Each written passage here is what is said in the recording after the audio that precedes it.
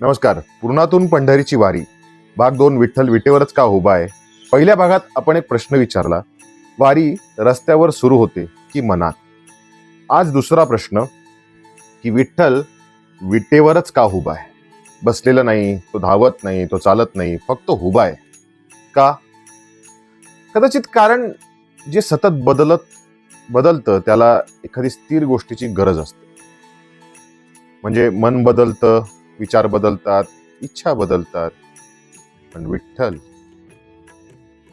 तो उभाच असतो.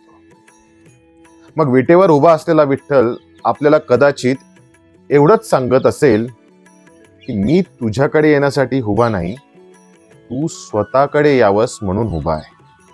दिवापर्यंतचं अंतर पावलांनी कमी होत नाही, ते अहंकार कमी झाला की कमी होत.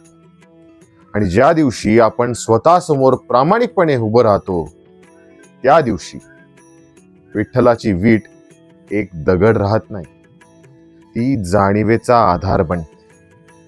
पण एक प्रश्न अजून उरतो, विठ्ठल भेटतो कुठे.